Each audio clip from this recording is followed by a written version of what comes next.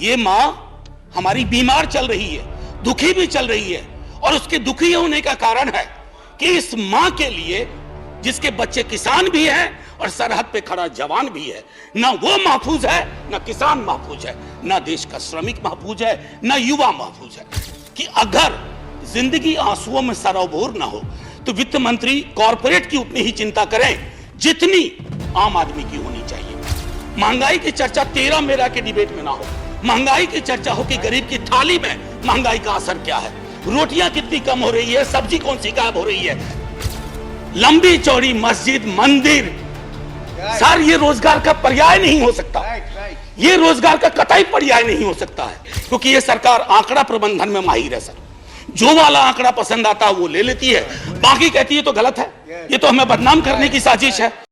Sir airport से आते वक्त परसों इंदौर से मैंने देखा mother of democracy host G20, बहुत अच्छा लगा, ये सबके लिए गर्व का क्षण है।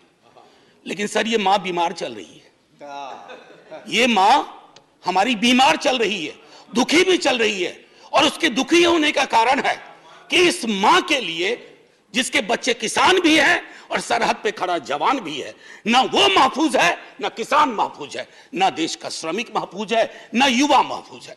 तो मां तभी प्रसन्न होगी ना सर जब बच्चे प्रसन्न रहे। ऐसा तो नहीं होगा ना कि बच्चे नाखुश हैं, बच्चे परेशान हाल है और मां खुश है।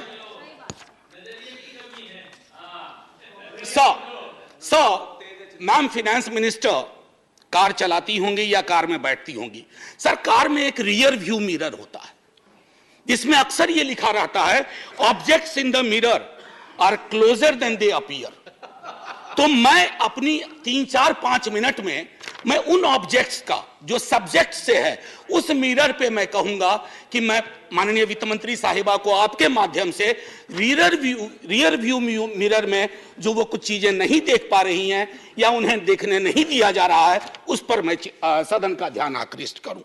सर गरीबी का आंकड़ा 2011 से हमारे पास नहीं है, गुर्बत है कि बढ़ती जा रही है, गरीबी बढ़ती जा रही है हर क्षेत्र में, हर राज्य में।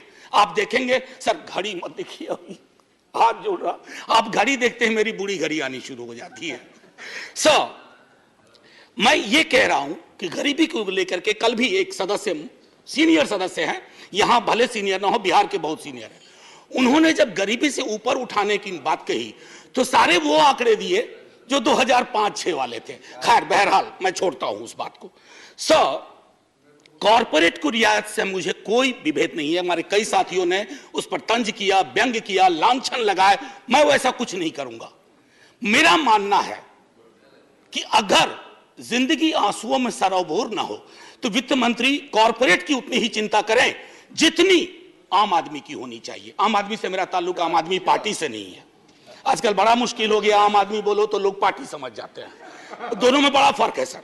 एनीवे सर न्यूनतम मजदूरी, आपने इतनी रियायतें दी लाखों की, मुझे कोई परेशानी नहीं, लेकिन न्यूनतम मजदूरी 178 रुपए पे टिकी हुई है सर।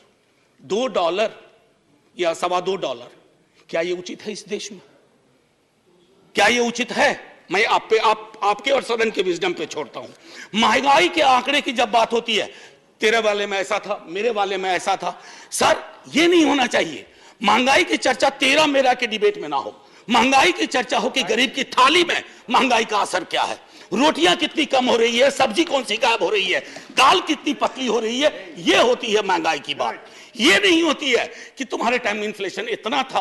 अरे साहब थाली में इन्फ्लेशन ऐसे नहीं परोसा जाता, 7.5 4.6 थाली में रोटियां जाती हैं, उसके नजरिए से इन्फ्लेशन को देखना होगा। अब आइए सर किसान की बात करें। किसान आंदोलन हुआ, आप खुद उस पृष्ठभूमि से आते हैं। मैं तो साफ तौर पे कहूं सर, किसान की चर्चा गाहे बगाहे सिर्फ इसलिए होती है कि देश को यह एहसास रहे कि अभी भी ये मूलतः कृषि प्रधान देश है। अन्यथा कृषक किसान जिस देश में कल कई लोगों ने आत्महत्या के आंकड़े दिए, वैसे बहुत अंक देखने से, क्योंकि ये सरकार आंकड़ा प्रबंधन में माहिर है सर, जो वाला आंकड़ा पसंद आता है वो ले लेती है, बाकी कहती है तो गलत है, ये तो हमें बदनाम करने की साजिश है। मैं उसमें नहीं जाना चाहता। मैं मानता हूं कि आप आंकड़ा प्रबंधन में MBA का कोर्स शुरू कर सकते हैं। मैं सर इतना कहना चाहूंगा कि हर 2 घंटे हर 2 घंटे किसान आत्महत्या करता है सर। अब आइए सर बेरोजगारी की बात करें। बहुत फिर भी मैं कहूंगा, अगर आज के दिन मैं, वित्त मंत्री जी या माननीय सभापति महोदय आप, अगर हम 20-22 की उम्र में होते, बेरोजगार होते, हमारी चिंता क्या होती सर? रोजगार ना, नौकरी ना, लंबी चौड़ी मस्जिद मंदिर, सर ये रोजगार का पर्याय नहीं हो सकता। ये रोजगार का कतई पर्याय नहीं हो सकता है। मेरी आस्था मेरा धर्म है, लेकिन मेरी जिंदगी चलेगी रोजी रोटी से, उसके लिए क्या व्यवस्था की है। और मैं तो जानबूझ के सर वो 2 करोड़ वाले में जाना ही नहीं चाहता, मैं भुला दे रहा हूं, बिसरा दे रहा हूं, क्योंकि वो दर्द देता है। मैं तो ये देखना चाहता हूं माननीय सभापति महोदय कि रोजगार को लेकर आपका ब्लूप्रिंट क्या है। मुझे बेहद अच्छा लगा बिहार से जो हवा चली, उसके बाद यहां भी नौकरियों के पत्र बंटने लगे, लेकिन सर उसकी निरंतरता बढ़नी चाहिए। युवा राष्ट्र को रोजगार चाहिए सर, व्हाट्सएप पर फेक इंफॉर्मेशन नहीं चाहिए। रियर व्यू मिरर में ये 3-4 चीजें मैंने दिखाई। और मैं अब आपको आता हूं मनरेगा को लेकर के। मेरी साथी बहुत बोल चुकी है, मैं नहीं बोलना चाहता। मनरेगा ने आपके लिए सेफ्टी नेट का काम किया है। आपके पास you had no safety net, you used MNREGA as a safety net, so broaden the horizon of this safety net. उसमें मजदूरी न्यूनतम सुप्रीम कोर्ट का आ गया है, उससे बढ़ाइए। शहरी इलाकों में भी वो एम्प्लॉयमेंट देने की कोशिश करिए, ताकि मनरेगा अगर सेफ्टी नेट है तो आप उसका भरपूर फायदा उठाइए। मैं ये कहना चाहता हूं सब।